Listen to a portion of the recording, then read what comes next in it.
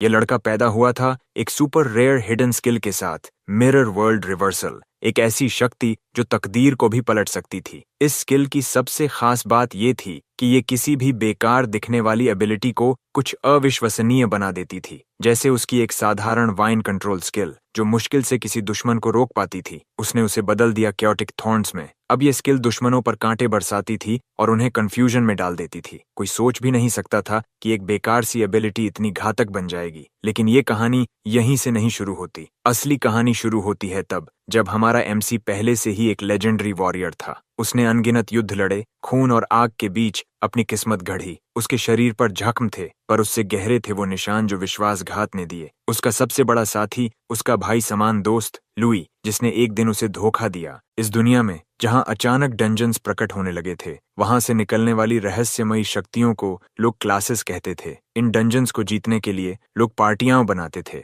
और उसी दौरान लुई ने ठान लिया कि उसके दोस्त की शक्ति अब राजघराने की होनी चाहिए ताकि साम्राज्य स्थिर रह सके। मगर सच्चाई ये थी, उसे डर था। डर उस ताकत से जो उसके दोस्त ने हासिल कर ली थी, एक ऐसी शक्ति जिसने एसएसएस रैंक को भी पार कर लिया था। एक रात लुई ने विश्वास का मुखौटा उतारा और बारूद की आग में सब खत्म कर दिया। पर मौत ने यून को नहीं रोका, क्योंकि उसी पल उसका हिडन स्किल मिरर वर्ल्ड सक्रिय हो गया। उसकी आत्मा एक झील के भीतर बने मिरर्ड रेल्म में स्थानांतरित हो गई, एक ऐसा संसार जहां प्रतिबिंब भी जिंदा थे। दशकों बाद एक और लड़का उसी झील के पास उल्टा लटकाया गया। कुछ बुलीज उसे पीट रहे थे, उसका चेहरा पानी में दबा रहे थे। उसकी चीखें किसी दूर सोई हुई आत्मा तक पहुंची। हाँ, वही आत्मा, यून की। एक चश्मे वाला लड़का बीच में आया, मगर बदमाशों ने उसका भी मजाक उड़ाया। तभी अचानक डंजन मैनिफेस्ट हुआ, जमीन फटी और मॉन्स्टर्स उभर आए। सब डर के मारे भाग गए, पर वो नर्डी लड़का रुका रहा। उसने कोशिश की उस बंधे हुए लड़के को छुड़ाने की। तभी मॉन्स्टर्स ने हमला किया और झील का पानी सिहर उठा। पानी में डूबा वो लड़का अचानक जाग उठा। उसकी आंखें नीली चमक रही थीं। उसने गरजते हुए बोला, ग्लेशियल इम्पैक्ट। पर सिस्टम ने चेतावनी दी, target HP full, healing failed. वो हमला जो जीवन देने वाला था, किसी राक्षस को बचाने की कोशिश कर रहा था। चश्मे वाला लड़का चिल्लाया, तू क्या कर रहा है? वो तो मॉन्स्टर है। लेकिन उसी पल हमारे नायक ने महसूस किया, उसका चेतन यून के कमजोर शरीर में समा गया है। वो समझ गया कि मिरर वर्ल्ड ने उसे दूसरी जिंदगी दी है। वही झील, वही गहराई, वही पुकार जिसने उसे पुनर्जन्म दिया। अब उसके भीतर था सिर्फ एक ही भाव, बदला। कमजोर शरीर, टूटी हुई स्किल्स और सबकी नजर में एक बेकार चांटर, यही थी उसकी नई पहचान। मगर यून हार मानने वालों में से नहीं था। उसने तय किया कि वो मिरर वर्ल्ड स्किल का सच जानकर दुनिया को दिखाएगा कि हर कमजोरी में एक छिपी हुई ताकत होती है। वो सिस्टम से लड़ने लगा, skill activation denied, requirement not met, बार बार यही सुनता रहा। उसने गॉब्लिन पर कोशिश की, विफल। उसके हथियार पर प्रयास किया, फिर भी असफल।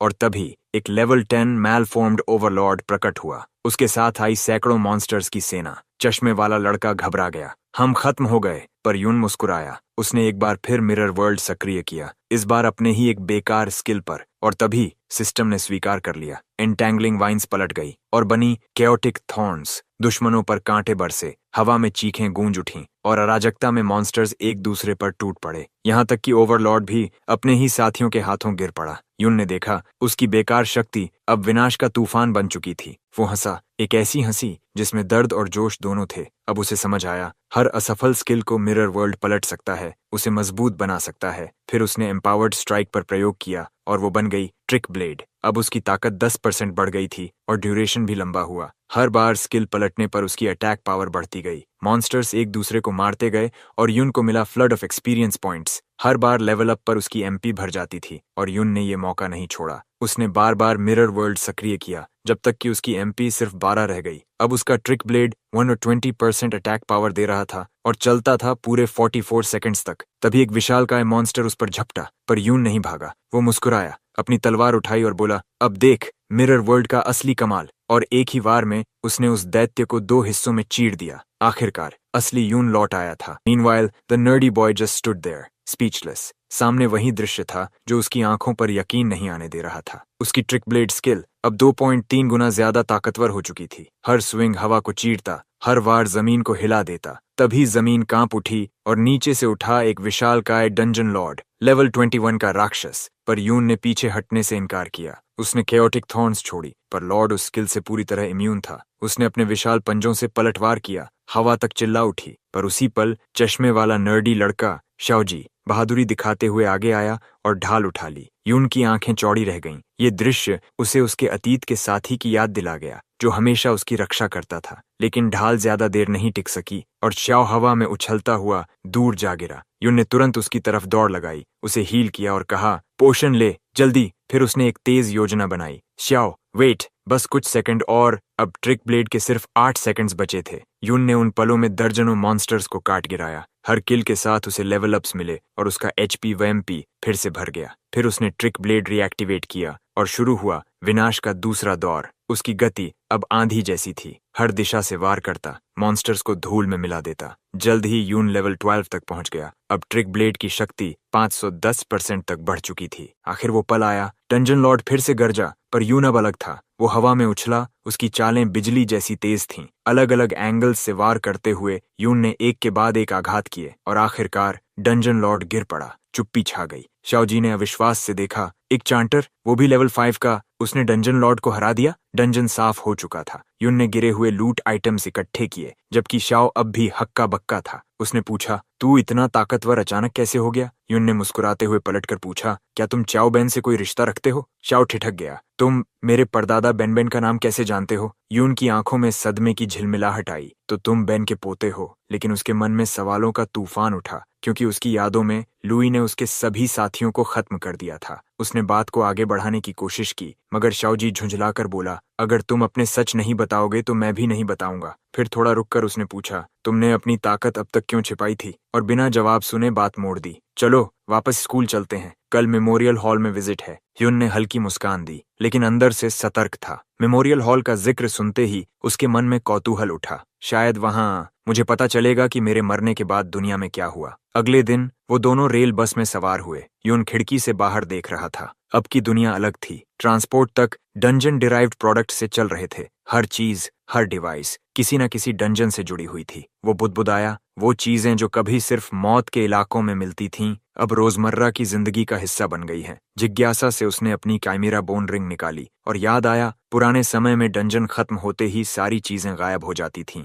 कितना कुछ बदल गया है, उसने धीमे से कहा। जब वो मेमोरियल हॉल पहुंचे, यून का दिल थम गया। सामने एक विशाल मूर्ति थी, लुई की। वही लुई जिसने उसे धोखा दिया था, अब लोगों की नजरों में हीरो बन चुका था। इतिहास कहता था, लुई ने अकेले उन दानवों को परास्त किया जो सैकड़ों डंजन से निकले थे। एक एसएसएस रैंक्ड डंजन जिसने वर्षों तक लोगों को सताया, उसे भी लुई ने अपने हीरो स्क्वाड के साथ खत्म किया। पर यून जानता था, असली विजेता वही था, वो और उसकी सेना। फिर भी इतिहास ने उसे देशद्रोही लूहे कहा। वो मूर्ति देखते हुए उसके होंठ कांपे। उन्होंने मेरी कहानी मिटा दी। उधर स्कूल टीचर छात्रों को समझा रही थी। हीरो लुई ने दिंगकुन की मदद से विद्रोह दबाया। यून चौंक गया। दिंगकुन, ये नाम मैंने कभी नहीं सुना। तभी भीड़ अलग हुई और सामने आया डिंगशू, वही बदमाश नेता। उसने यून और शाओ को जिंदा देखकर कहा, तो तुम लोग अब भी जिंदा हो? जरूर कोई एक्सपर्ट आसपास था जिसने डंजन क्लियर किया। छात्र उसके चारों ओर जमा हो गए। डिंगशू ने शाओ को घूरा, सारा झमेला तुमने किया। जब शाओ ने विरोध किया, डिंगशू ने उंगली उठाई और हीरो दिंगकुन की मूर्ति की ओर इशारा किया।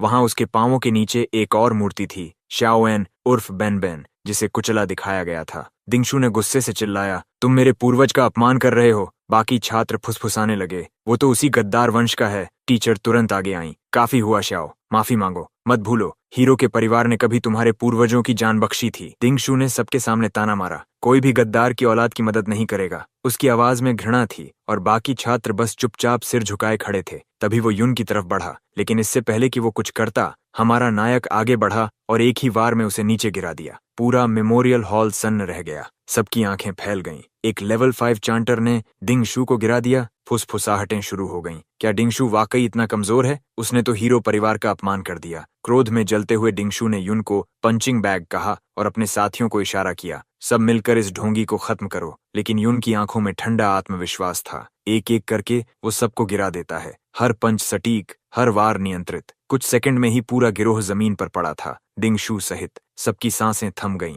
हीरो का वंशज इतना आसानी से हार गया? अपमान से तिल मिलाकर डिंगशु ने गरजते हुए अपनी एबिलिटी रेज सक्रिय की और फायर फोर्ज्ड हैमर बुलाया। हवा गर्म हो गई, पर यून ने मौका देख लिया। वो झुका, घूम कर वार किया और एक ही प्रहार में डिंगशु को फिर से जमीन पर दे मारा। उसी पल मेमोरियल हॉल के गार्ड्स दौड़ते हुए आए। यहाँ लड़ाई सख्त मना है, उनमें से एक चिल्लाया। टीचर ने झट से कदम बढ़ाया। यून, तुम्हारी ये हरकत शर्मनाक है। वो हथियार बुलाती है, पर यून शांत खड़ा था। वो धीरे से मुस्कुराया, अपनी चिमेरा बोन रिंग उठाई और एक ही झटके में टीचर का हथियार तोड़ दिया। अगर ये न्याय है, यून बोला, तो सबके लिए बराबर होना चाहिए, या फिर आप भी डिंग परिवार के लिए झुकती हैं? कमरे में सन्नाटा। रिंग से उठी शक्ति हवा में कंपन छोड़ रही थी। एक लेवल 21 लॉर्ड ड्रॉप, जो अब लेवल 32 की टीचर को पीछे धकेल रही थी। आखिरकार वो बोली, फाइन, मामले की जांच होगी। फिर उसने दोनों को बाहर भेज दिया। यून और शाओजी को हॉल से बाहर निकाल दिया गया। अंदर ही अंदर यून सोच में डूबा। मेरे पतन के बाद मेरे किसी भी साथी ने जिंदा नहीं बचा, और बैन बैन उसे डिंग कुन ने ही खत्म किया था।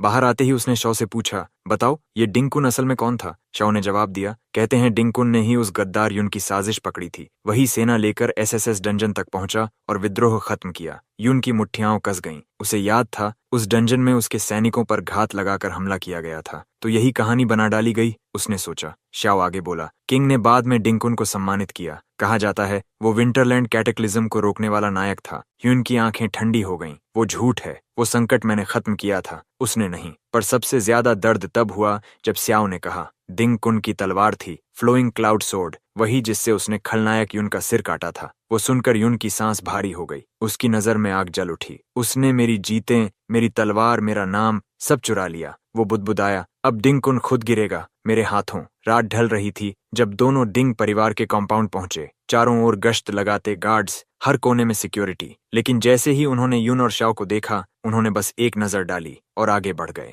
शाओ घबराया, यून, हमें लौट जाना चाहिए, यहाँ बहुत सारे गार्ड्स हैं। यून ने सिर हिलाया। डिंग कुन ज्यादातर समय हाई लेवल डंजन में रहता है, बाहर मुश्किल से आता है, और अंदर जाने के लिए स्पेशल डंजन पास चाहिए। वो सोच में डूब गया। डिंग परिवार के पास जरूर ऐसा पास होगा, शाओ ने धीरे से बताया। उनके मैंशन के अंदर खुद का प्राइवेट डंजन है। अमीर लोग अब लो लेवल डंजन्स खरीद बेच सकते हैं। डिंगशु भी यही मॉन्स्टर्स को मारकर लेवल बढ़ाता है, जबकि बाकी स्टूडेंट्स बस स्कूल वाले डंजन्स तक सीमित हैं। यून ने हल्की मुस्कान दी, तो यही असली फर्क है, शाओ ने कहा। सामान्य विद्यार्थी लेवल 15-20 तक ही पहुंच पाते हैं। जो डंजन जॉब्स में जाते हैं वो शायद 30 तक। डिंग परिवार के गार्ड्स लेवल 30 हैं और उसके ऊपर वाले सब सेना या गिल्ड में। यून ने दूर गेट की तरफ देखा, तो अगर मुझे किसी डंजन में घुसना है, मुझे उनका पास चाहिए। शाओ फिर बोला, कृपया चलो यहाँ से निकल चलते हैं। लेकिन यून की आंखों में अब सिर्फ एक नाम चमक रहा था, डिंग कुन एंड लुई। वो धीमे स्वर में बोला, मैं भागने नहीं आया, मैं हिसाब बराबर करने आया हूँ। यून ने चारों ओर नजर डाली। डिंग परिवार के गार्ड्स हर जगह तो थे,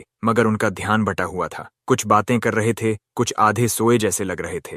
बिना हिचकिचाए वो दीवार पर चढ़ा और पलटकर भीतर कूद गया। जमीन पर उतरते ही फुसफुसाया, इतना आसान। पीछे से शाओजी रुका, डर से कांपता हुआ बोला, क्या हमें सच में अंदर जाना चाहिए? यून ने उसकी बांह पकड़ी, आंखों में गंभीरता थी। अगर सच में अपनी जिंदगी बदलनी है तो डर छोड़ो, या तो मौका पकड़ो या हमेशा पछताओ। कुछ पल की चुप्पी के बाद शाओ ने गहरी सांस ली। मैं तैयार हूँ, यून मुस्कुराया। तो चलो, अब पीछे मुड़ना नहीं। दोनों ने साथ छलांग लगाई और डिंग परिवार के प्राइवेट डंजन के प्रवेश द्वार तक पहुंच गए। अंदर कदम रखते ही हवा भारी हो गई। वहां के मॉन्स्टर्स लेवल 6 से 8 के बीच थे। पिछली बार से ज्यादा मजबूत, लेकिन संख्या कम थी। यून ने कहा, चाओ, इस बार तू आगे रहेगा। मैं? चाओ हिचकिचाया। अगर मैं मर गया तो मैं तुझे बचाऊंगा, यून बोला, लेकिन कोशिश तो तू करेगा। मॉन्स्टर्स झुंड बनाकर उन पर टूट पड़े। चाओ ने कांपते हुए ढाल उठाई। पहले तो पीछे खिसक गया, मगर यून की आवाज गूंजी, ढाल मत दिखा, इरादा दिखा। और तभी शाओ ने कदम आगे बढ़ाया, मॉन्स्टर पर चार्ज किया। उसके वार थोड़े बेतरतीब थे, मगर इरादे सच्चे थे। कुछ ही देर में वो पहला मॉन्स्टर गिर पड़ा। यून ने मुस्कुराकर कहा,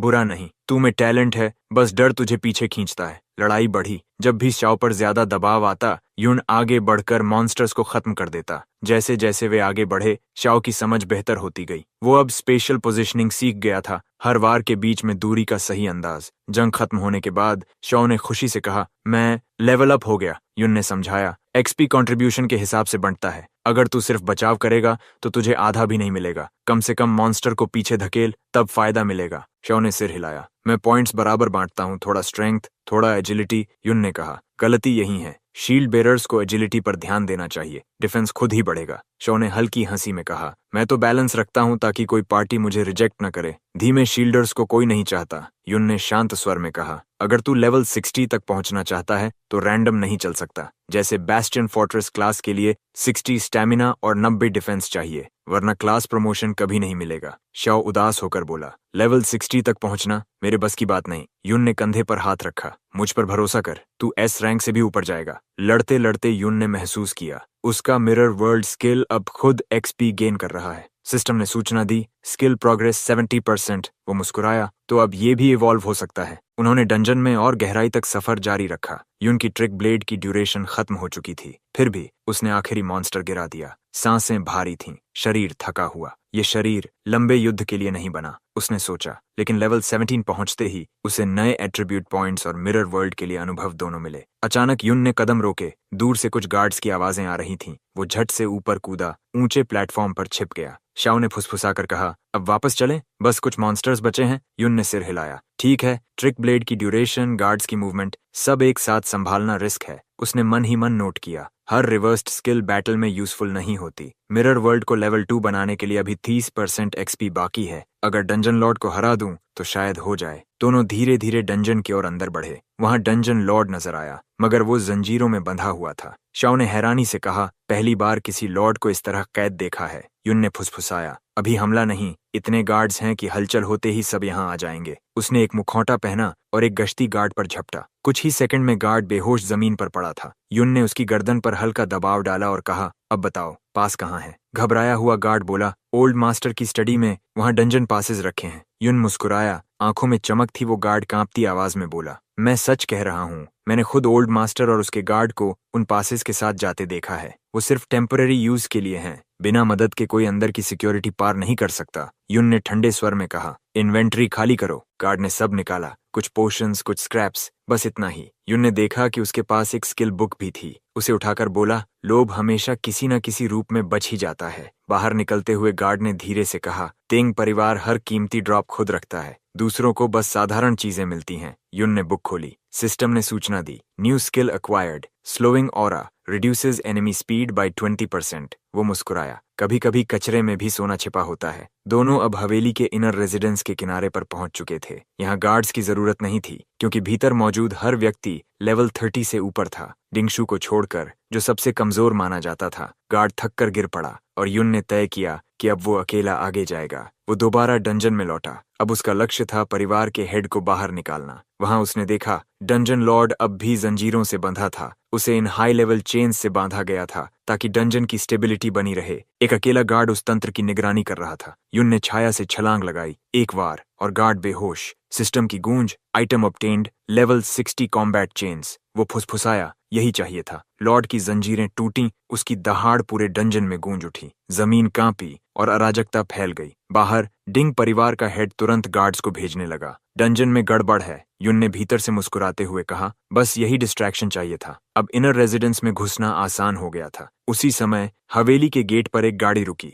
दूसरा प्रमुख, डिंग हाओ, बाहर निकला। उसके साथ डिंग शू था। वो अगले वाहन तक गया, दरवाजा खोला, वेलकम मिस युन शाह। सामने एक सुंदर स्त्री उतरी, उसके साथ उसकी सहायक। डिंग हाओ ने शालीनता से सिर झुकाया और अगले ही पल उसने पास खड़े गार्ड को लात मार दी। अगली बार देर मत करना। फिर वह अपने मेहमानों को भीतर ले गया। दूर से शाओजी ये सब देख रहा था, आंखों में झटका और डर दोनों। कुछ ही देर बाद यून उसके पास पहुंचा। डंजन लॉर्ड लेवल 30 का है, उसे जिंदा पकड़ना आसान नहीं। ये हंगामा जानबूझकर करवाया गया है ताकि परिवार का हेड व्यस्त रहे। शाओ ने चौंक कर कहा, जो गार्ड अभी लात खाकर गिरा वो मेरा अंकल है। यून के चेहरे पर गहराई उतर आई। मेरे परिवार का तो अंत हो गया था, उसने कहा। कम से कम तुम लोगों को जिंदा रहने की बेइज्जती तो मिली। शाओ की आंखें नम थीं। हम चाओ परिवार को डिंग कुन ने गुलाम बना दिया था। मेरे पिता ने विरोध किया तो वो पागल हो गए और मेरे अंकल को नौकर बना दिया गया। तब से हम बस जीने की कोशिश करते हैं। यून ने कठोर स्वर में कहा, अगर डरते रहोगे तो हमेशा वही रहोगे जो वो बनाना चाहते हैं। शाओ ने कांपते हुए कहा, पर अंदर डिंगशू का पिता है,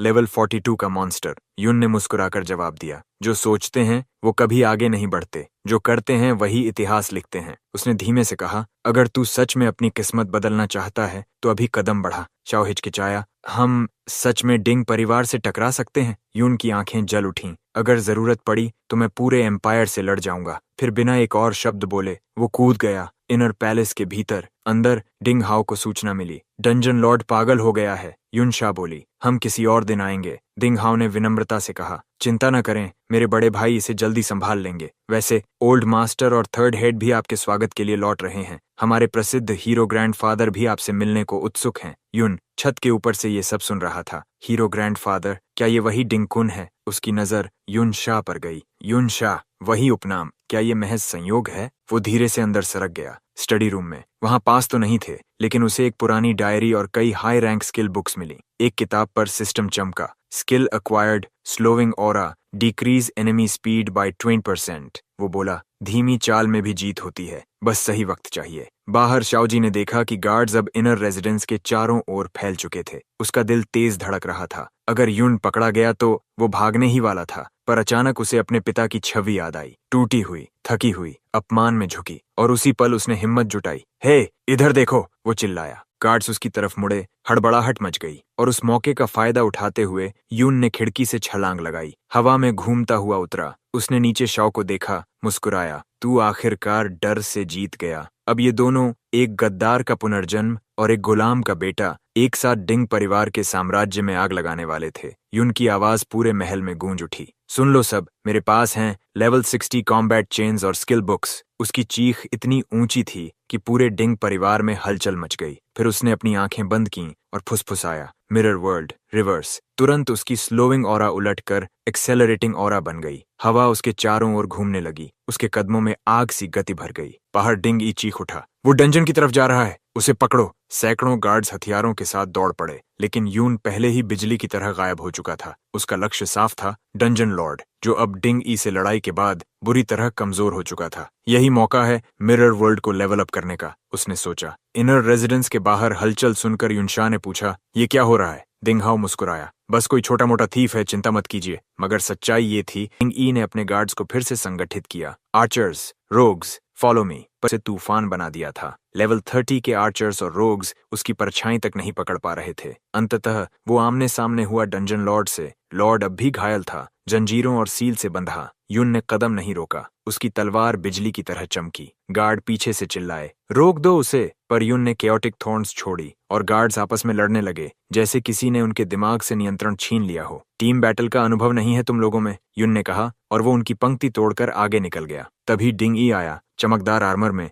हाथ में भारी बैटल एक्स लिए। काफी खेल लिया, वो गरजा। अब खत्म। युन शांत था। उसने अपने चेन्स हवा में लहराए। Highly combat chains activate. वो उनकी पूरी शक्ति इस्तेमाल नहीं कर सकता था, लेकिन लेवल 60 की रेलिक फिर भी भयानक थी। उसने उन चेन्स से डंजन लॉर्ड का सील तोड़ा और एक ही क्षण में कई दिशाओं से हमला बोला। लॉर्ड ने दहाड़ मारी और जमीन हिल गई। आखिरी वार के साथ सब शांत हो गया। सिस्टम गूंज उठा। Dungeon Lord eliminated, level up 20, mirror world skill level increased. लेकिन तभी डिंगी और उसके गार्ड्स चारों तरफ से घेरने लगे। अब भागने की जगह नहीं बची। डिंगी गरजा। यून मुस्कुराया, शायद तुम्हें मिरर से डर नहीं लगता। और अचानक वो गायब हो गया। डिंग ई के चेहरे पर अविश्वास था। कहाँ गया वो? वो चीखा, सर्च द डंजन। उधर यून ने आंखें खोलीं और पाया खुद को एक नई जगह पर। हर चीज उलटी थी, मिरर वर्ल्ड के अंदर। तो यही असली दुनिया है, मेरी दुनिया, वो फुसफुसाया। सिस्टम ने सूचित किया, टाइम लिमिट 30 मिनट्स। वो इधर उधर देखने लगा। सब कुछ परावर्तित मगर सजीव। शुरू में लगा ये सब भ्रम है,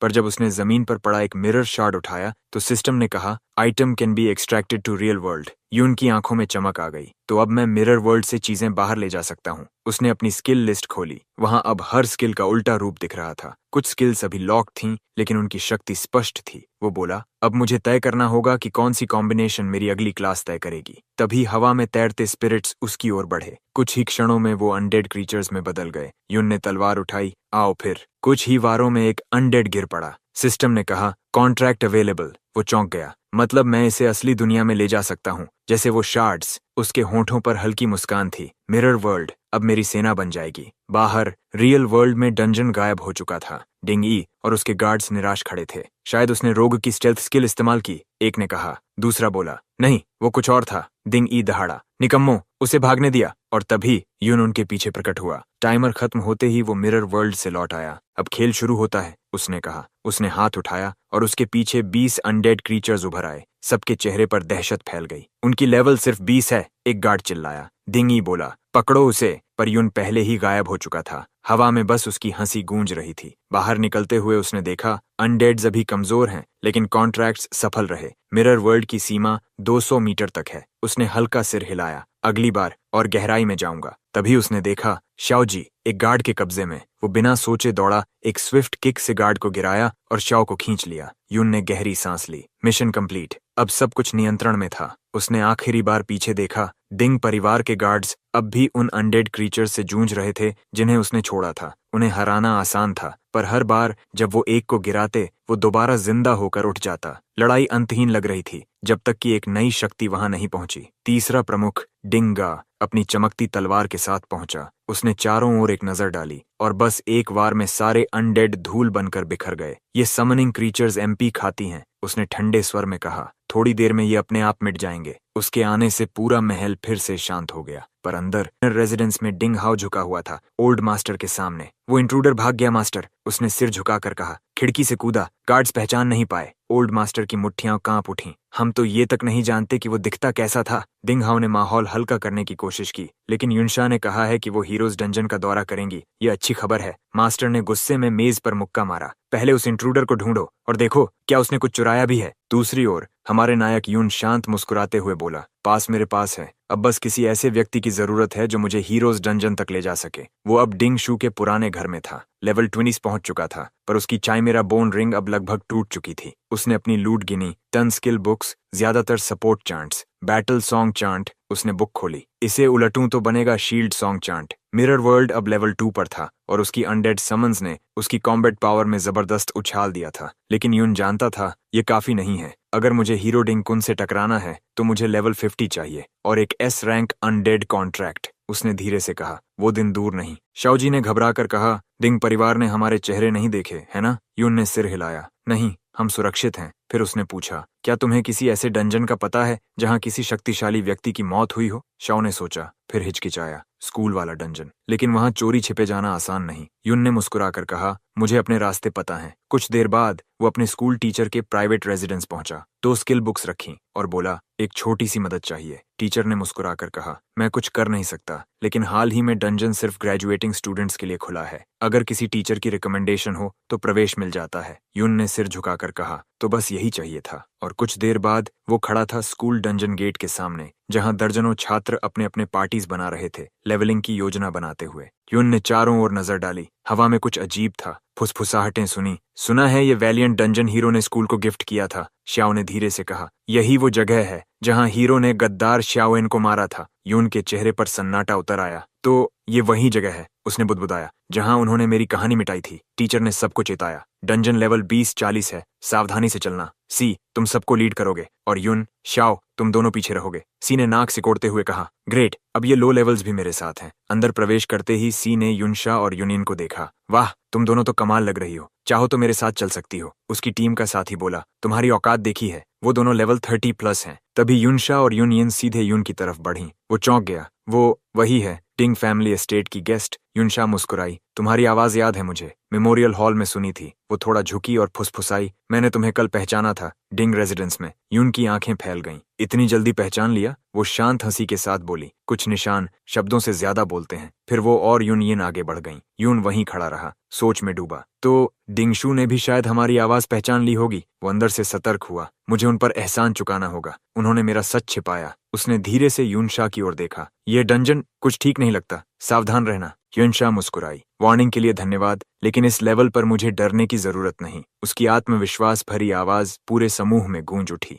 जी और उसके साथी कुछ क्षणों तक हैरान खड़े रहे, फिर सब एक साथ यून के चारों ओर जमा हो गए। वो वही युनशा है ना? क्या तुम उसे जानते हो? यून ने बिना रुके कहा, नॉट रियली, और बस आगे बढ़ गया। जी की टीम के चेहरों पर झुंझलाहट थी। उन्होंने आपस में बहस शुरू कर दी। वो दोनों अकेले जा रहे हैं, ये नियम के खिलाफ है। जी ने तुरंत अपनी इज्जत बचाने के लिए बोला, रिलैक्स, मैं युनशा के काफी करीब हूँ। अगर वो उसके साथ जा रही है तो युन भी कोई लो लेवल नहीं हो सकता। फिर उसने अपने साथियों को याद दिलाया, हम यहाँ क्रिस्टल्स कलेक्ट करने आए हैं। लो ग्रेडर्स को भूल जाओ, सबके पास डिस्ट्रेस फ्लेयर है, मरेंगे तो सिस्टम खुद बताएगा। अंदर ही अंदर जी मुस्कुराया, अच्छा होगा अगर वो ओवर कॉन्फिडेंट लड़का खुद ही मारा जाए। इसी बीच बाहर डिंगशू दौड़ता हुआ डंजन एंट्रेंस पर पहुंचा। वो चीखा, कौन सी टीम अभी अभी अंदर गई? एक टीचर ने जवाब दिया, यून और शाओजी समेत ग्रुप सी। डिंगशू की आंखों में गुस्सा चमका। उसे याद आया जब उसने परिवार को बताया था कि वही दोनों इंट्रूडर्स थे, पर उसके एल्डर्स ने उसकी बात हंसी में उड़ा दी थी। तू अभी भी मेमोरियल हॉल की हार नहीं भूला? परिवार के हेड ने कहा था। स्टूडेंट्स इतने गार्ड से कैसे बच सकते हैं? तीसरे हेड ने सबूत मांगा और ओल्ड मास्टर ने तो उसे सीधा दरवाजा दिखा दिया। अब डिंग शू ठान चुका था, इस बार मैं सबको साबित कर दूंगा। उसने एक टीचर की कॉलर पकड़ ली। मुझे अंदर जाने दो, नहीं तो मैं खुद रास्ता बना लूंगा। उधर डंजन के भीतर यून अपनी तलवार से एक मॉन्स्टर को चीरते हुए बोला, चायो, शील्ड अप। एक भयंकर हमला उसकी ओर बढ़ा, पर चौ जी ने तुरंत कई एनर्जी शील्ड समन किए, चारों तरफ से यून को ढक लिया। तू कर सकता है, वो चिल्लाया, और उसी पल उसकी सपोर्ट चांट ने यून के स्टैट्स को बढ़ा दिया। इस बूस्ट की मदद से यून ने मॉन्स्टर को गिरा दिया। सिस्टम गूंज उठा। लेवल अप यून 13, चौवो 11। यून ने हंसते हुए कहा, तेरे स्किल्स डिंग परिवार की किताबों से हैं, अच्छा इस्तेमाल किया। अब दोनों और गहराई में बढ़े। यून को याद आया एक दुर्लभ प्राणी का नाम, ऑब्सिडियन बीस्ट। अगर मैंने उसे हराया तो मुझे ग्रेविटेशनल पुल स्किल मिलेगी, उसने सोचा, जो मेरी रिवर्स्ड लिस्ट में पहले से लॉक्ड है। उनकी यात्रा उन्हें ले आई क्रिस्टल पिलर कैनियन तक, जहां चारों तरफ चमकते हुए पत्थर के जानवर थे, रेडिएंट स्टोन बीस्ट्स। यून ने देखा, ये अपनी जगह से 1 किलोमीटर दूर हैं, ये वॉन्डरिंग टाइप हैं। वो बोला, इनसे भिड़ना सुसाइड समझा जाता था, पर एक्सपी और लूट दोनों दोगुना मिलता है। यून ने परीक्षण के लिए हमला किया, पर उसकी तलवार से हुए जख्म तुरंत भर गए। सेल्फ हील एबिलिटी, उसने दांत भींचे। मॉन्स्टर के प्रहारों से शाओ की ढाल कांप उठी। एक बार यून को चीरता हुआ निकला, वो पीछे गिरा, खून बहता हुआ। रिट्रीट, यून चिल्लाया और अपनी अनडेड आर्मी समन की। साथ ही चोवो जी के हालिया लेवल अप से मिले डिफेंस बूस्ट का इस्तेमाल किया। काफी देर बाद दोनों पीछे हटकर एक निचले क्षेत्र में रीग्रुप हुए। वहां चोवो जी ने कहा, इस बार मुझे कोशिश करने दो। वो आगे बढ़ा, ढाल उठाई और एक मॉन्स्टर से भिड़ गया। यून ने देखा, अब तू सच में शील्ड बेरर बन रहा है, उसने सिखाया। वार जहां से आए वहीं से ढाल हिलाओ, प्रोटेक्शन सामने नहीं, फ्लो में होना चाहिए। पर एक बार चोवो चूक गया, मॉन्स्टर ने उसे धकेल दिया और वो एक क्रिस्टल से टकराया। यून ने बिजली की तरह झपट कर मॉन्स्टर को खत्म किया, फिर कहा, फॉलो अप स्ट्राइक्स मत भूल, हर मॉन्स्टर दूसरा वार जरूर करता है। फिर हल्की मुस्कान के साथ बोला, और हाँ, टीममेट के पीछे नजर रखना हमेशा। दोनों साथ लड़े, एक तालमेल में, एक लय में। घंटों की लड़ाई के बाद सिस्टम ने चमक दिखाई। यून लेवल 20, चौवो लेवल 15, और चौवो को मिला नया स्किल, शील्ड आर्मर। अब उसकी ढाल के चारों ओर एक ऊर्जा परत थी, जो हर वार को झेल सकती थी। यून ने गहरी सांस ली।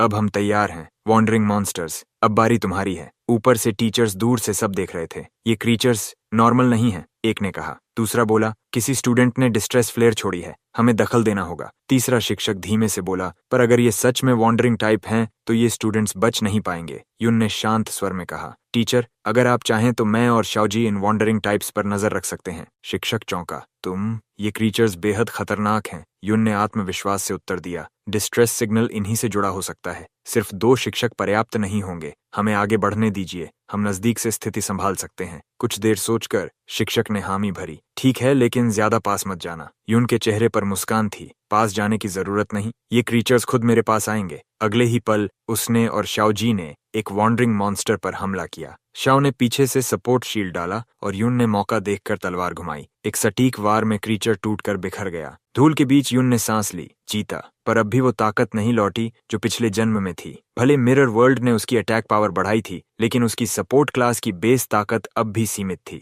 कुछ ही देर बाद एक और मॉन्स्टर गिरा और सिस्टम गूंजा, level up, new drop acquired, crystal long sword. उसने तलवार उठाई, उसकी धार नीली रोशनी छोड़ रही थी। कमजोर बेस अटैक अब नहीं रहेगा। यून मुस्कुराया, मगर उसकी नजर एक और चीज पर थी, ग्रेविटी पुल स्किल बुक अब भी नहीं मिला था। वो बुदबुदाया, ड्रॉप रेट बहुत कम है। तभी आकाश लाल चमक उठा, special grade distress signal, teacher squad. Yoon ने सिर उठाया, दूर आसमान में फ्लेयर जल रहा था। दूसरी ओर ली सुनहरे बालों वाला शिक्षक अपने छात्रों को ढाल के पीछे छिपाकर चिल्ला रहा था, फॉर्मेशन टाइट रखो, ये वॉन्डरर्स पीछे से घेर रहे हैं। गुफा के आसपास अफरा तफरी मच गई थी। दर्जनों विद्यार्थी और शिक्षक शील्ड्स के पीछे से लड़ाई देख रहे थे। यूनशा ने पूछा, क्या हुआ? एक शिक्षक ने कहा, डिस्ट्रेस सिग्नल इसी केव से आया, कुछ छात्र अंदर फंसे हैं, मैं और यूनियन मदद करेंगे। यूनशा बोली। उसने हाथ फैलाया, उसकी बफ और चमक उठी। पूरी टीम की शक्ति एक पल में दोगुनी हो गई। यूनियन ने अगला हमला किया और दोनों बहनों ने मिलकर एक वॉन्डरिंग मॉन्स्टर को पल में गिरा दिया।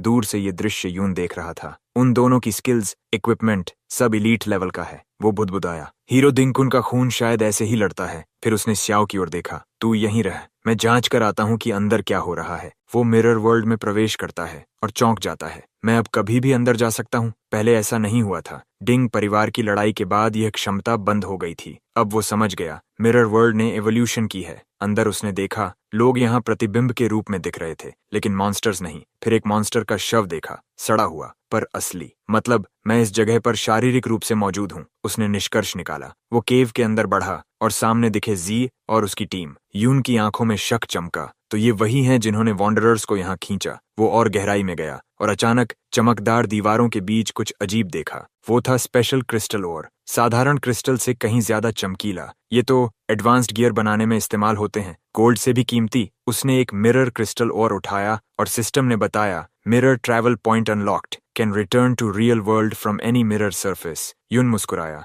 अब मिरर वर्ल्ड मेरा पोर्टल बन गया है। उसने गुफा में आगे झांका, वहां सैकड़ों ओरेस दीवारों में जड़े थे। अगर कोई पूरा हॉल पाले, वो अरबपति बन जाएगा। यून बुदबुदाया। उधर वास्तविक दुनिया में यूनशा और यून यिन ने वॉन्डरर्स का रास्ता साफ करते हुए केव तक पहुंच बनाई। उन्होंने फंसे हुए समूह को चेताया, सतर्क रहो, बाहर निकलते वक्त और हमला हो सकता है। लेकिन जैसे ही वे रिग्रुप करने लगे, धरती कांप गई। नए वॉन्डरर्स दहाड़ते हुए केव को चारों ओर से घेर चुके थे। मिरर वर्ल्ड में यून ने अपनी तलवार पर नजर डाली। वो एक विशाल चमकते हुए क्रिस्टल कोर के सामने खड़ा था। ये तो, उसने चौंक कर कहा, डंजन की हर स्पेशल एसेंस का कंडेंस्ड रूप। सिस्टम ने सूचना दी, आइटम क्रिस्टल कोर, प्लस और 20% light electric damage resistance, plus माना स्टेमिना रीजन। यून की आंखें चमक उठीं। ये टॉप टियर गियर से भी दुर्लभ है, लेकिन उसका मन सतर्क हो गया। इतना बहुमूल्य आइटम, इसका मतलब पास में कोई बहुत खतरनाक मॉन्स्टर जरूर है। उसने फैसला किया, इस कोर को यहीं अब्सॉर्ब करता हूँ। पर सिस्टम ने चेतावनी दी, using this item will consume 10 minutes of mirror walk time.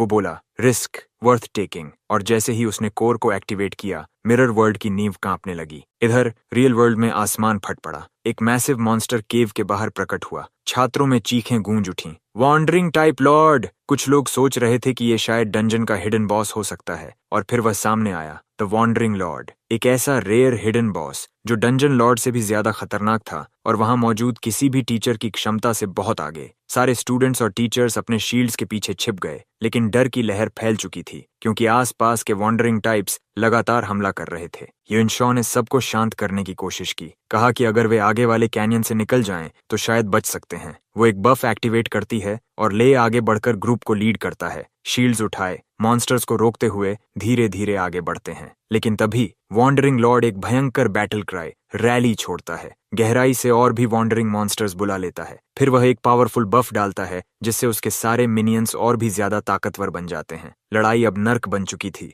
एक टीचर पल भर में एलिमिनेट हो गया। युद्ध की अफरा तफरी में यूना ने शील्ड गार्ड्स और हीलर्स को एक दूसरे को सपोर्ट करने का आदेश दिया। तभी एक क्लोक पहने टीचर घबराकर भागने की कोशिश करता है, अकेला। वो मॉन्स्टर्स के बीच से निकलने की कोशिश करता है, लेकिन ले तुरंत रोग्स को रोक देता है। कहता है, उनकी स्टेल्थ स्किल्स इतनी देर तक टिक नहीं पाएंगी। क्षण भर बाद वॉन्डरिंग लॉर्ड का हमला आता है और वो क्लोक टीचर वहीं मारा जाता है। हालात और बिगड़ जाते हैं जब कैनियन आगे से ध्वस्त हो जाता है। स्टूडेंट्स की आखिरी उम्मीद टूट जाती है। जैसे ही वॉन्डरिंग लॉर्ड दूसरा बड़ा हमला तैयार करता है, यूनशा और यून यिन अपनी अल्टीमेट शील्ड समन करते हैं। वो दोनों मिलकर उस वार को रोक तो लेते हैं, लेकिन वो शील्ड्स स्थिर थीं, हिलाई या दोबारा इक्विप नहीं की जा सकती। अब उनके पास बस कुछ कीमती पल बचे थे। किसी को समझ नहीं आ रहा था कि ऐसा वॉन्डरिंग लॉर्ड एक स्कूल डंजन में क्यों आया। एक स्टूडेंट खुद को दोष देने लगा कि शायद उसी ने यह सब ट्रिगर कर दिया। ले राहत महसूस करता है यह देखकर कि जिन्होंने वॉन्डरिंग टाइप्स को ऑब्जर्व करने का काम लिया था वो शायद सुरक्षित हैं। लेकिन तभी उसकी नजर चवोजी पर पड़ती है और वो हैरान रह जाता है। जैसे जैसे शील्ड्स टूटने लगती हैं, एक मॉन्स्टर ले पर वार करने ही वाला होता है। तभी शाओजी आगे आता है, अपनी शील्ड समन करता है और ले को बचा लेता है। फिर अगले वार को भी रोक देता है। आखिरकार सभी शील्ड्स, यहाँ तक कि चौवोजी की आर्मर भी टूट जाती है और मॉन्स्टर्स चारों तरफ से हमला बोल देते हैं। ठीक उसी क्षण जब सब खत्म लगता है, यून प्रकट होता है। वो पलक झपकते ही कई मॉन्स्टर्स को खत्म कर देता है। वो चाओजू की बहादुरी की तारीफ करता है और शांत स्वर में कहता है, अब यहाँ से मैं संभाल लूंगा। मिरर वर्ल्ड में रहते हुए यून को एहसास हुआ था कि ओरिजिनल क्रिस्टल कोर अब भी रियल वर्ल्ड में मौजूद है। इसका मतलब था, अगर वो दोनों वर्जन्स इकट्ठा करे तो उसकी गेंद दुगनी हो जाएगी। लेकिन हर क्रिस्टल निकालने में 10 मिनट्स का मिरर वॉक टाइम लगता। उसने सबसे कीमती कोर को प्राथमिकता दी, अब्जॉर्ब किया और अपनी स्टैट्स पावर अप कर लीं। तभी एक अजीब सा खतरे का एहसास हुआ। वो रिस्क नहीं लेना चाहता था, इसलिए तुरंत मिरर वर्ल्ड से वापस लौटा। उसे अब समझ आ गया था कि वो मिरर वर्ल्ड में फ्रीली एंटर और एग्जिट कर सकता है जब तक उसका मिरर वॉक टाइम खत्म नहीं हुआ। बाहर निकलते ही उसे दिखा सैकड़ों वॉन्डरिंग टाइप्स और उनके बीच वही वॉन्डरिंग लॉर्ड। बिना झिझक वो दौड़ पड़ा शाओ और बाकी स्टूडेंट्स तक पहुंचने के लिए। रास्ते में उसने मॉन्स्टर्स के वारों से बचते हुए मिरर वर्ल्ड में स्लिप किया, फिर बाहर आया। एक एक वार में उसे खत्म करता गया। अब वो था लेवल 24, कुल मैजिक पावर 140 और रिकवरी रेट 2.6 पर सेकंड। उसकी अटैक पावर तेजी से बढ़ रही थी। फिर भी वॉन्डरिंग लॉर्ड अब भी एक भयावह खतरा था। स्टूडेंट्स के बीच पहुंचकर युन ने मिरर वर्ल्ड से बाहर कदम रखा और तुरंत मॉन्स्टर्स की भीड़ पर हमला कर दिया। उसने शाओ की प्रशंसा की और दोनों के बफ्स सिंक्रोनाइज कराए। युनशा और शाओ जी ने तुरंत उसे सपोर्ट बफ्स दिए। फिर वह रियलिटी और मिरर के बीच लगातार स्विच करते हुए हर मॉन्स्टर को चीरता गया। हर किल के साथ उसका EXP बढ़ता गया। लोग डिसबिलीफ में उसे देखते रहे और युन समझ गया कि इस लड़ाई में वो अपनी ग्रोथ की असली सीमा देख रहा था। युनशा स्तब्ध थी। उसे यकीन नहीं हो रहा था कि ये वही इंसान है जिसे उसने कभी एक मामूली थीफ समझा था। युन अब रफ्तार से मिरर वर्ल्ड और रियलिटी के बीच बदल रहा था। हर वार में एक मॉन्स्टर गिरता और उसका लेवल बढ़ता गया 28 तक। लेई ने सबको आश्वस्त करने की कोशिश की कि युन बस एक स्टूडेंट है, लेकिन उसकी शक्ति अब किसी टीचर से कम नहीं लग रही थी। तभी वॉन्डरिंग लॉर्ड ने फिर एक विनाशकारी हमला किया। युन किसी तरह बच गया क्योंकि वो जानता था कि एक सीधा वार मौत होगा। लॉर्ड की हरकतें अब आखिरी 2 शील्ड बैरियर्स के बेहद करीब पहुंच चुकी थीं। अगर वो टूटे तो सब खत्म। स्थिति की गंभीरता समझकर ले चिल्लाया, अब नहीं तो कभी नहीं, सब ब्रेक थ्रू करो। पर छात्र और टीचर्स हिचकिचा गए। शील्ड्स हटाने का मतलब था खुद को मरने के लिए खोल देना। युन आगे बढ़ा। उसकी आंखों में दृढ़ता थी। उसने कहा, मैं उसका ध्यान अपनी तरफ खींचूंगा, तुम लोग निकलो। लेई ने विरोध किया, पर युन जानता था अगर ये वॉन्डरिंग लॉर्ड जिंदा रहा तो वो और मॉन्स्टर्स बुलाएगा और एक दिन बाहर की दुनिया तक पहुंच जाएगा। उसने फैसला कर लिया, आज इस लॉर्ड का अंत होगा। युन के उसे डिस्ट्रैक्ट करने के साथ ही टीचर्स और स्टूडेंट्स ने भागना शुरू किया। ली ने योजना बनाई कि सब पहले निकलें, उम्मीद करते हुए कि युन भी किसी तरह निकल आएगा। पीछे रह गया बस चोवो, जो बेबस होकर युन की लड़ाई देख रहा था। उसकी मुट्ठियां कांप रही थीं, डर और सम्मान दोनों से। लड़ाई और भयंकर हो गई। युन ने अलग अलग दिशाओं से वॉन्डरिंग लॉर्ड पर वार किया और हर बार उसका लेवल बढ़ा। लेकिन जैसे ही लॉर्ड रिटेलिएट करता, युन मिरर वर्ल्ड में गायब हो जाता, फिर दूसरी जगह से प्रकट होकर वार करता। कुछ देर बाद उसे एहसास हुआ हर चोट के बाद लॉर्ड खुद को हील कर रहा है। उसने तुरंत रणनीति बदली। अब निशाना था उसके सिर में जड़ा क्रिस्टल। बफ्स धीरे धीरे खत्म हो रहे थे। MP गिर रहा था और ट्रिक ब्लेड ज्यादा देर नहीं टिकने वाला था। वो जानता था कि अब उसे जल्द से जल्द लेवल अप करना होगा, पर अब लॉर्ड उसकी चालें पहचानने लगा था। वो मिरर वर्ल्ड में जाते हुए भी युन की ट्रैकिंग कर रहा था। एक भारी कॉम्बो हमले के दौरान युन को सीधा वार लगा। वो घायल हो गया। मिरर वर्ल्ड पर निर्भर रहना अब खतरनाक था और अनडेड क्रीचर्स समन करना भी नामुमकिन, क्योंकि वो भी MP खा जाते थे। तभी अचानक एक विशाल शील्ड उसके सामने प्रकट हुई। युनशा ने समन की थी। युन ने ऊपर देखा। चाओजी और युन दोनों उसकी मदद के लिए दौड़ते हुए आ रहे थे। वे चिल्लाए, पीछे हटो युन, लेकिन वो बस मुस्कुराया। नहीं, अब अंत करीब है। उनकी मदद से युन ने और मॉन्स्टर्स को काट गिराया। उसका लेवल अब 30 हो चुका था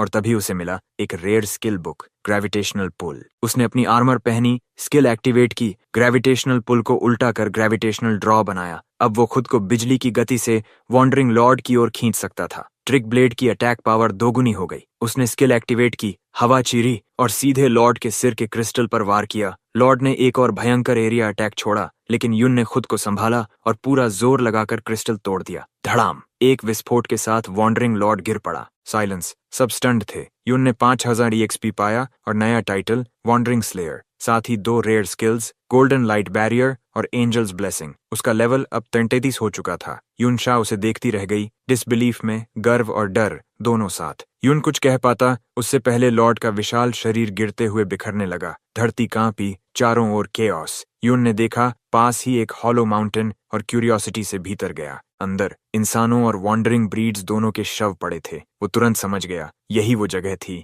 जहां कभी एक और भी शक्तिशाली वॉन्डरिंग लॉर्ड जन्मा था। तभी उसे एक शव दिखाई दिया, चाओएन, जिसे बेन बेन कहा जाता था। पीछे से युनशा आई और बोली, ये वही है ना, मेमोरियल हॉल में जिसकी हीरोइक स्टैच्यू लगी है। उसकी आवाज भारी थी। वहां का हीरो यहाँ एक त्रासदी बन चुका है। ये जगह अनगिनत लड़ाइयों का अंत है, मॉन्स्टर्स के खिलाफ और इंसानों के भी। तभी केओस चुपचाप आया। उसकी आंखों में आंसू थे। उसने कहा, मेरे परदादा बुरे इंसान नहीं थे। वो बताता है कि उसने चौवन की जिंदगी पर सालों तक रिसर्च की। हालांकि जो ज्यादातर चीजें उसे मिलीं वो बहुत ही धुंधली हैं। फिर भी उसने पता लगाया कि उसके परदादा अक्सर अपनी लेवल से ऊपर के डंजन्स में जाते थे, जिसमें यही डंजन भी शामिल था जिसे वॉन्डरिंग लॉर्ड्स के लिए जाना जाता था। चौवोजी समझाता है कि उस वक्त अधिकारी इतने ताकतवर नहीं थे कि ऐसे खतरे संभाल सकें, इसलिए वे नियमित रूप से डंजन साफ कराने के लिए शक्तिशाली लोगों पर निर्भर रहते थे। उसके परदादा उन्हीं चुनिंदा एलीट्स में से एक थे। हालांकि उसका परिवार सोचता है कि वह बस आराम की तलाश में है, सियाओई ने कभी सच की तलाश छोड़नी नहीं थी।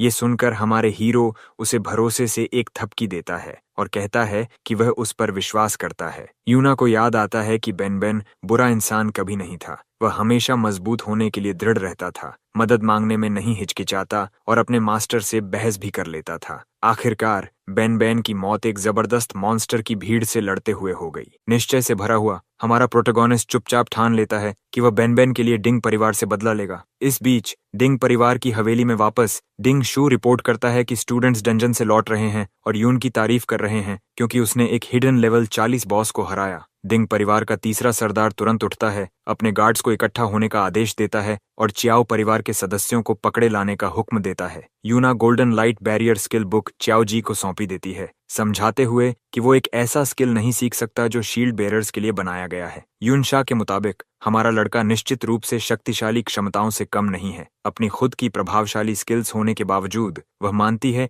कि वह भी उसके साथ तालमेल नहीं बिठा पाती। वह उसके गायब होने की कला और अनडेड समन करने की अनोखी क्षमता की ओर इशारा करती है, जिससे हमारे प्रोटैगनिस्ट को एहसास होता है कि उसके अनडेड समन्स बदलकर बनाए गए आत्माएं हैं। इससे विचार आता है कि शायद उसके अलावा और भी आत्माएं मिरर वर्ल्ड में मौजूद हों। जिज्ञासु होकर यूना मिरर वर्ल्ड में प्रवेश करती है और वह उसकी मौजूदगी से रिफ्रेश हो जाती है। वह बेन की आत्मा को देखती है और सोचती है कि क्या उससे इंटरैक्ट करना या उसे उपयोग में लाना संभव है। असली दुनिया में वापस यूनशा को याद आता है कि उसे एक महत्वपूर्ण समारोह में जाना है, तो वह और उसकी असिस्टेंट विदा ले लेते हैं। मिरर वर्ल्ड के भीतर हमारा हीरो बेन से बातचीत करने की कोशिश करता है, पर कोई जवाब नहीं मिलता। अचानक बेन की आत्मा गरजती है और यून के चारों ओर एक काला दीवार जैसा अवरोध बनाती है। दीवार पर बेन की जिंदगी के दृश्य चलते हैं, जिसमें दिखता है कि डिंग कुन ने अंततः उस पर वार किया था। दीवार टूट जाती है और बेन की आत्मा केवल लड़ने के इंस्टिंक्ट से प्रेरित होकर हमला कर देती है। बातचीत अब असंभव लगने पर हमारा प्रोटैगनिस्ट मिरर वर्ल्ड से बाहर निकलने की कोशिश करता है, पर पाता है कि वह इस इलाके से निकल नहीं सकता। कोई चारा न देखकर वह बेन की आत्मा से आमने सामने लड़ने की तैयारी करता है। इसी बीच असली दुनिया में डिंग परिवार का तीसरा सरदार डिंगे डिंग शू और कुछ गार्ड्स के साथ चियाओजी के पास आता है। डिंगा यून की वेयरअबाउट्स जानना चाहता है, जबकि चियाओजी नीक दिखाने की कोशिश करते हुए घबरा कर पूछता है कि क्या वे ट्रेनिंग के लिए आए हैं। डिंगा उस टालने को अनसुना कर देता है, बताते हुए कि उन्हें पता है चियाओजू और हमारा लड़का डिंग रेजिडेंस में घुसे थे। डिंग शू जोड़ता है कि उसने उनकी आवाजें पहचान ली थीं और डिंगे भयापक अंदाज में कहता है कि उसने शाओजी के लिए एक तोहफा तैयार रखा है। डिंगो एक संकेत देता है और चियाओ परिवार के सदस्य, जिनमें शाओई की माँ, दादा और कई करीबी रिश्तेदार शामिल हैं, आगे आते हैं। शाओ के दादा तुरंत मांग करते हैं कि वह घुटनों पर बैठकर डिंग परिवार से माफी मांगे, लेकिन शाओ इनकार कर देता है। वह कहता है कि वह अपनी पीढ़ियों को डिंग परिवार के सामने कुत्तों जैसा बर्ताव झेलते नहीं देखेगा। उसका चाचा फिर भी घुटनों पर गिर पड़ता है, कहता है कि एक कथित बड़े पापी की संतान होने के नाते इतनी नीची सेवा करने की अनुमति मिलना ही उनके लिए एक वरदान है। शॉ की आंट उसे समझाती है कि वह अपनी माँ को भी देखे, जो अपने पागल हुए पति के बाद से बहुत कुछ सह चुकी है, पर शॉ अडिग रहता है। वह जोर देकर कहता है कि उन्हें अपने परदादा की लाश देखनी चाहिए, जिसने आपदा रोकने के लिए लड़ा और मॉन्स्टर्स के घेरने के बाद खुद को बलिदान किया। वह अपनी फैमिली से अनुरोध करता है कि वे सामने रखे सबूतों पर विश्वास करें, ऐसे सबूत जो डिंग परिवार की प्रचार रणनीति के खिलाफ हैं। चाओ का मानना है कि जैसे ही सच सामने आएगा, उन्हें अपमान में जीना बंद कर दिया जाएगा। वह यह भी कहता है कि डिंग परिवार की लॉजिक के हिसाब से उसके दादा का परिवार, उसके अंकल इन लॉ और उसके दूसरे चाचा का परिवार इस कथित अपराध की वजह से मर जाना चाहिए। डिंगा मुंह पर ठहाका लगाते हुए मानता है कि चाओजू जो कह रहा है वह सही है। डिंगकुन सच में सत्ता में आया था श्यावेन पर अचानक हमला करके, लेकिन वो व्यंग्य से मुस्कुराता है। उसे कोई फर्क नहीं पड़ता। श्यावेन को इंपीरियल ट्रेटर का टैग दिया गया था और अब किसी को परवाह नहीं कि श्याओई का पिता पागल हो गया या बाकी परिवार के लोग मारे गए। वो चो से कहता है कि पूरा च्याओ फैमिली पहले से ही ये सच्चाई जानता है और सबको आदेश देता है कि वो सब घुटनों पर बैठ जाए। अनिच्छा से श्याओई की माँ घुटनों पर बैठ जाती है, रोते हुए अपने बेटे से कहती है कि वह मान जाए और अपनी गलती स्वीकार करे। वह और दुख नहीं सह सकती। अपने पति के टूटने के बाद उसके अंदर अब कुछ नहीं बचा, लेकिन श्याओई को अपने बचपन की उसकी ही बातें याद आती हैं। कभी दूसरों की बातों पर मत चलना। जैसे ही डिंगशु गुस्से में अपना सब्र खो देता है और श्याओई को लात मारने बढ़ता है, श्याओई अचानक उसका पैर पकड़ लेता है और उसे जमीन पर पटक देता है। वह जोर से घोषणा करता है कि वह कभी नहीं झुकेगा। गुस्से में डिंगशु अपना हथौड़ा समन करता है, लेकिन च्याओ अपनी ढाल उठाता है और जोर से चिल्लाता है कि च्याओ फैमिली हीरो के वंशज हैं। च्याओ जी एक शक्तिशाली मुक्का डिंगशु के चेहरे पर जड़ता है, जिससे डिंगे का ध्यान उसकी ओर जाता है। अब वह और ज्यादा जिज्ञासु हो जाता है। डिंगशु यकीन नहीं कर पाता कि उसका कभी पंचिंग बैग रहा श्याओई अब इतना मजबूत कैसे हो गया और गुस्से में फिर से हमला करता है। लेकिन इस बार च्याओ आसानी से हर वार को रोकता है और एक जोरदार प्रहार से डिंगशु को जमीन पर गिरा देता है। इस बीच मिरर वर्ल्ड में यून और बेनबेन के बीच एक जबरदस्त लड़ाई चल रही है। उसे एहसास होता है कि वह बेनबेन की पूरी ताकत देख रहा है और दोनों के बीच का अंतर बहुत बड़ा है। अगर बेनबेन डिफेंसिव क्लास का न होता और उसे अपनी स्थिति का एहसास होता तो यून के लिए ये लड़ाई जानलेवा साबित होती। लेकिन यून के पास एक फायदा है। बेनबेन की सारी लड़ाई की तकनीकें उसने खुद सिखाई थीं, इसलिए उसे उनकी कमजोरियां पता हैं। फिर भी वह संघर्ष कर रहा है क्योंकि ट्रिक ब्लेड का भी कोई असर नहीं हो रहा। हालात और बिगड़ जाते हैं जब बेनबेन अपनी golden light barrier skill activate करता है, जिससे यून चिंतित हो जाता है। वापस रियल वर्ल्ड में डिंगशु अपनी skill molten mountain chaotic hammer से हमला करता है, लेकिन श्याओजी डटा रहता है, हर वार को रोकते हुए पलटवार करता है। उसके लगातार प्रहारों से डिंगशु हिल जाता है और जमीन पर गिर जाता है। अब डिंग परिवार का तीसरा मुखिया अपना क्लॉ वेपन समन करता है खुद लड़ाई में उतरने के लिए, लेकिन अचानक वह देखता है कि च्याओजू के चारों ओर गोल्डन लाइट बैरियर चमक उठा है। बैरियर के अंदर चौवो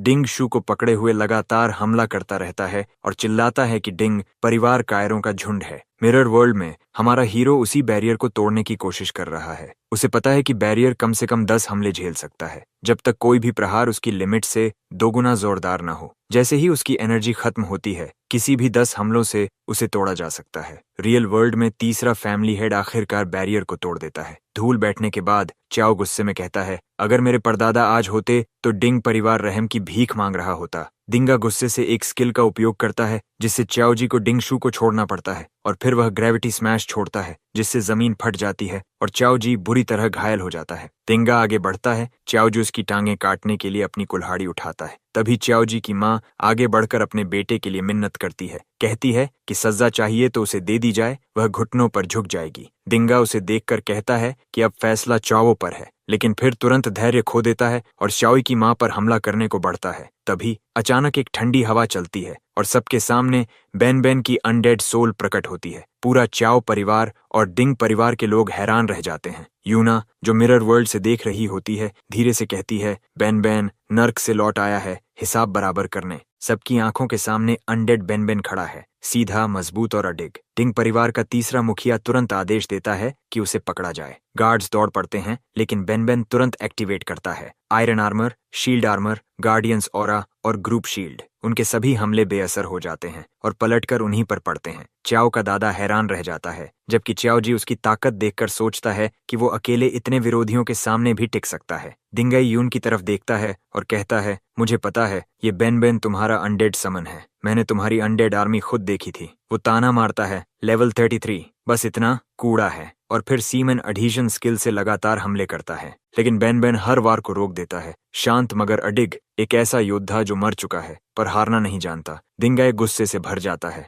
उसका शरीर लाल आभा रेड ऑरा से चमक उठता है और वो दहाड़ते हुए समन गॉड क्रैश छोड़ता है, लेकिन बेनबेन तुरंत अपनी गोल्डन लाइट बैरियर से उस वार को रोक देता है। तीसरा सरदार उसकी शक्ति देखकर हैरान रह जाता है और अपने आदमियों को आदेश देता है कि वे उस बैरियर को तोड़ दें, लेकिन तब उसे पता चलता है कि उसके सारे सिपाही तो पहले से ही अनडेड स्केलेटन से लड़ने में उलझे हुए हैं। गुस्से में भरा डिंगे खुद आगे बढ़ता है और चार्ज प्रेशर पंच का इस्तेमाल करता है, मगर हमारे हीरो पर उसका कोई असर नहीं होता। चौंक कर वो तुरंत रेंडिंग क्लॉ स्किल एक्टिवेट करता है, लेकिन तभी हमारा प्रोटैगनिस्ट गायब हो जाता है। अगले ही पल वो हवा में उसके ऊपर प्रकट होता है और नीचे वार करता है। एक तेज और सटीक हमला। डिंगे बुरी तरह घायल हो जाता है। खून से लथपथ और गुस्से से पागल डिंगाई गर्जना करता है, पर यून आसानी से उसके हर वार से बच जाता है। बेन बेन अपनी तलवार उठाता है, जिससे यून को कूदने के लिए एक प्लेटफॉर्म मिलता है और वो उस पर से एक और तेज हमला करता है। एक ही वार में डिंगाई का हाथ कट जाता है। डिंगाई अपने प्रीस्ट को बुलाता है, लेकिन तब उसे एहसास होता है कि उसके सारे सैनिक और सहायकों को अनडेड्स पहले ही खत्म कर चुके हैं। हमारा हीरो मुस्कुराते हुए कहता है, लेजेंडरी स्किल बफ के साथ मेरे अनडेड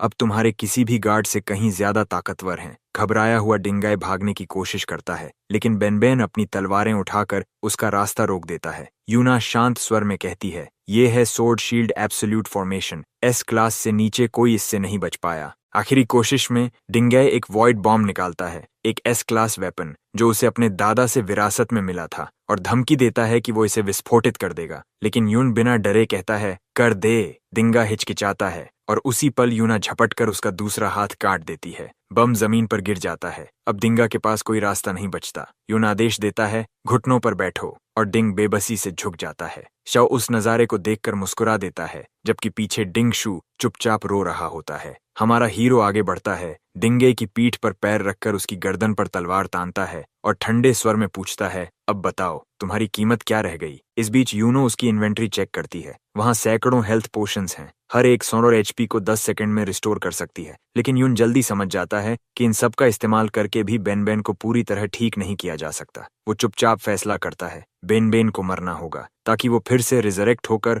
और भी ताकतवर बन सके। वो बेन को खत्म करता है और उसकी आत्मा मिरर वर्ल्ड में प्रकट होती है। यून बिना देर किए उसे एक एडवांस्ड अनडेड के रूप में अपने साथ जोड़ लेता है। वो समझ जाता है कि जितने ताकतवर दुश्मनों को वो हराएगा, उतने ही शक्तिशाली अनडेड उसके कंट्रोल में आएंगे। वो ये भी तय करता है कि डिंग शू को अभी जिंदा रखेगा, शायद भविष्य में उसके काम आए। चाओ के दादा दूर से सब कुछ देखते हैं। उनके चेहरे पर अविश्वास और सम्मान का मिश्रण है। वो सोचते हैं, इतनी कम उम्र में इतनी शक्ति, यूं ही वो होगा जिसने चाओ को इतना मजबूत बनाया। वहीं चाओ जी के चाचा कहते हैं कि जिसने सालों पहले उनके दादा को मारा था, वो अब पहले से भी ज्यादा खतरनाक बन चुका है। हमारा हीरो मन ही मन मान लेता है, हाँ, डिंग कून का सामना करने के लिए मुझे और भी मजबूत बनना होगा। अचानक उसे एहसास होता है कि उसके अनडेड सोल्जर्स लेवल अप हो चुके हैं। वो मुस्कुराता है। उन्हें लड़ाई में भेजना सही फैसला था। अब उनकी ताकत और नया इक्विपमेंट देखकर लगता है कि वो लगभग अजेय बन चुके हैं। वो नोट करता है कि अब ये डंजन उसके लिए ज्यादा अनुभव नहीं दे रहा, इसलिए वो आदेश देता है कि अनडेड डंजन लॉर्ड को खत्म कर दें।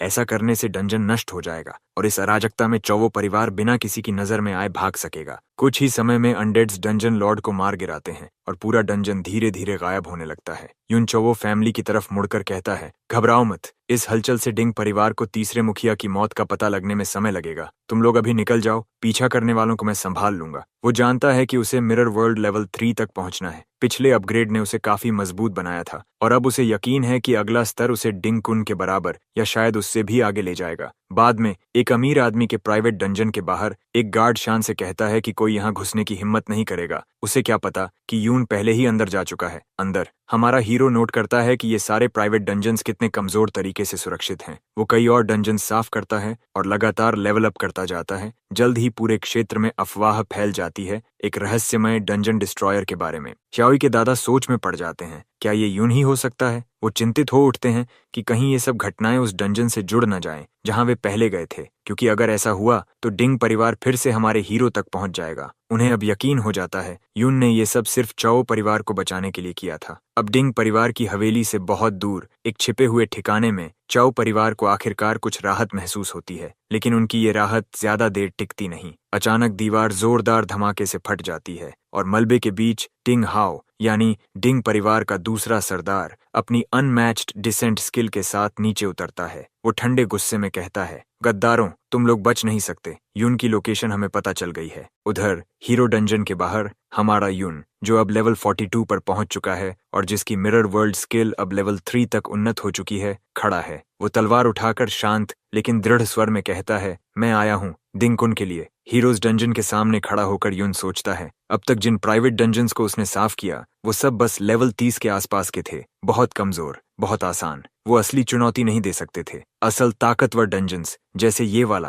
राज्य के नियंत्रण में हैं, भारी सैन्य सुरक्षा के साथ, और 2 किलोमीटर के दायरे में किसी को प्रवेश की अनुमति नहीं। आमतौर पर यून अपनी मिरर वर्ल्ड स्किल से अंदर घुस सकता था, लेकिन उसकी रेंज सिर्फ 20 मीटर है। इतनी सख्त सुरक्षा पार करने के लिए नाकाफी। इस बार वो तय करता है कि उसे मदद चाहिए और वह युनशा को बुलाता है। जब युनशा वहां पहुंचती है तो वो झुंझलाकर पूछती है, तुमने मुझे यहाँ बुलाया क्यों है? तुम्हें पता है मैं भी बिना पास के अंदर नहीं जा सकती। युन मुस्कुराते हुए उसे कुछ टेम्पोररी पासेस दिखाता है जो उसने डिंग परिवार की हवेली से चुराए थे। युनशा तुरंत गौर करती है और कहती है, हर पास के साथ एक साथी की जांच होती है। ये बताओ तुम इतने बेताब क्यों हो इस डंजन में घुसने के लिए? तब यून समझाता है, बेन की मौत और ट्रेटर्स डंजन में जो हुआ उसे देखकर मुझे शक है कि हीरोज ने जो कहानी फैलाई है वो पूरी तरह झूठ है। मैं चो परिवार की मदद करना चाहता हूँ सच्चाई सामने लाने के लिए। युनशा नाराज होकर कहती है, तुम्हारा चो परिवार से कोई लेना देना नहीं है। किसी हीरो परिवार से टकराना बेवकूफी है। तुम झूठ बोल रहे हो क्योंकि तुमने ये पासेस तो बेन की सच्चाई जानने से पहले ही चुरा लिए थे।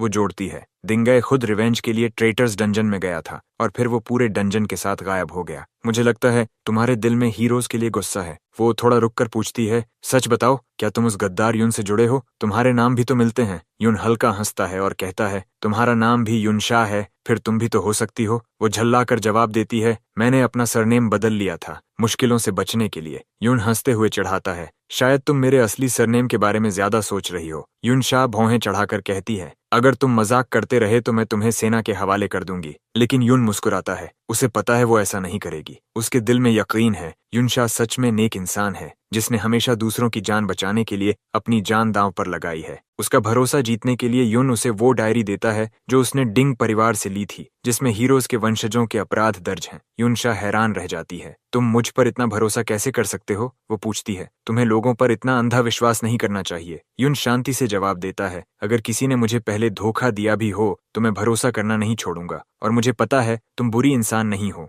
थोड़ा सकपकाई हुई युनशा कहती है, ठीक है मेरे साथ चलो, लेकिन जब मैं तुम्हें धोखा दूंगी वहीं रुक जाना। हीरो डंजन के प्रवेश द्वार पर एक गार्ड युनशा को रोकता है और कहता है, हीरोज अंदर तुम्हारा इंतजार कर रहे हैं, लेकिन तुम डिंगडी के साथ नहीं आई। वो फिर युन की ओर देखता है जो हुडेड क्लोक में है और शक से पूछता है, तुम्हारे साथ ये कौन है? डिंग परिवार ने तो रिपोर्ट की थी कि कुछ पास चोरी हुए हैं। वो आगे बढ़ता है और कहता है, सुरक्षा खड़ी है, हमें तुम्हारे निजी गार्ड की जांच करनी होगी। युनशा बिना झिझक यून का चेहरा पकड़कर कहती है, अगर शक है तो मेरी भी जांच कर लो, शायद मुझे भी किसी ने बदल दिया हो। गार्ड्स उसके तेवर और रुतबे से डर जाते हैं और तुरंत रास्ता खोल देते हैं। अंदर पहुंचने के बाद यून को एहसास होता है युनशा का प्रभाव उससे कहीं ज्यादा है जितना उसने सोचा था। वो शांत स्वर में कहती है, मैं अब आगे दखल नहीं दूंगी, जो करना है करो। युन सिर झुकाकर उसका धन्यवाद करता है और एक क्लोक पहने अनडेड समन करता है। वो युनशा से कहता है कि वो उसी के साथ बाहर निकल जाए उसकी सुरक्षा के लिए। युनशा वहां से चली जाती है। अब युन मिरर वर्ल्ड में प्रवेश करता है, उत्साहित होकर अपनी लेवल 3 स्किल को आजमाने के लिए। वो स्किल एक्टिवेट करता है और मिरर वर्ल्ड के भीतर रियल वर्ल्ड के मॉन्स्टर्स की कॉपी बना देता है। अब वो बिना किसी डर के मिरर वर्ल्ड में इन कॉपीड क्रीचर्स को मारकर फार्म कर सकता है। सबसे बड़ी बात, जब वो मिरर वर्ल्ड से बाहर निकलता है उसके अनडेड वहीं रहकर खुद लेवल बढ़ाते रहते हैं, उसके बिहाफ पर लड़ते हुए और यून को और भी ताकतवर बनाते हुए। हीरोज डंजन के अंदर डिंग फैमिली एक पूरा शहर बना रही थी, एक अंडरग्राउंड सिटी जो उनका नया बेस था। यहीं से हमारा यून आगे की जांच करने की योजना बना चुका था। उसे पहले ही डिंग फैमिली डायरी से पता चल चुका था कि डिंग कुन यहीं कहीं मौजूद है। दुर्भाग्य से हमारे हीरो को इस शख्स के बारे में बहुत कम जानकारी थी, बस इतना कि डिंग कुन ने कई दशक पहले एस रैंक हासिल कर लिया था और तब से उसने अपनी असली ताकत कभी सार्वजनिक रूप से नहीं दिखाई। यूना मानता था कि अगर यून को डिंग कुन के बारे में ज्यादा जानकारी मिल जाए तो वो उसे हराने का आत्मविश्वास जुटा पाएगा। यून को याद आता है कि अपनी पिछली जिंदगी में वो हर एस रैंक योद्धा को जानता था, लेकिन डिंग कुन मानो कहीं से अचानक प्रकट हुआ था। जवाब तलाशने के लिए वो बेन से बात करने की कोशिश करता है, लेकिन कोई जवाब नहीं मिलता।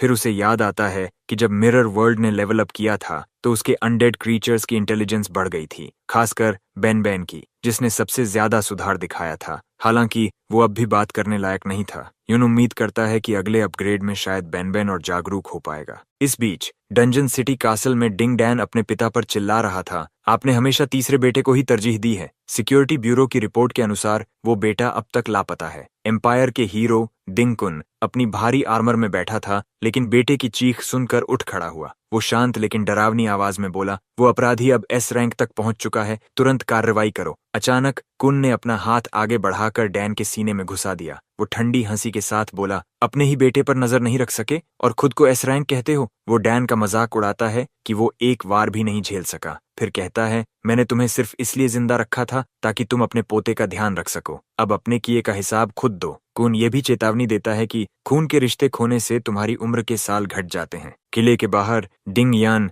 जो हीरो का वंशज है, एक विशाल आदमी की पीठ पर बंधा बैठा है। वो मजे से देख रहा है कि इंसान और भेड़िए खाने के लिए एक दूसरे से लड़ रहे हैं। तभी उसका साथी नान्स आता है और कहता है, यान, तुम्हारे मास्टर का पेट कई दिनों से मांस नहीं खाया। उसी समय हमारा हीरो युन दूर से यह सब देख रहा होता है। वो नोट करता है कि यहाँ के डिंग परिवार के सदस्य बाहर वालों की तुलना में कहीं ज्यादा संयमित लगते हैं। वो सोचता है कि क्या अब खुद को प्रकट करना चाहिए या नहीं। तभी बेन बेन के शरीर में हलचल होती है। वो कुछ बोलने की कोशिश करता है। यून को एहसास होता है कि इस हालत में भी बेन बेन दूसरों की मदद करना चाहता है। उसे याद आता है कि डिजास्टर जोन के लोगों में बेन और लांचियान सबसे दयालु और बहादुर थे, इसीलिए युन ने उन्हें अपने शिष्य के रूप में चुना था। अब उसे गहरा अफसोस होता है। उसे लगता है कि बेन बेन की ये हालत उसकी ही गलती है। कुछ मिनट बाद बेन बेन बड़बड़ाने लगता है, कुछ नाम बोलने की कोशिश करता हुआ। यून चौंक जाता है, शायद बेन बेन की चेतना लौट रही है। और फिर बेन बेन बुदबुदाता है, लियोन चान ही डिंगकुन है।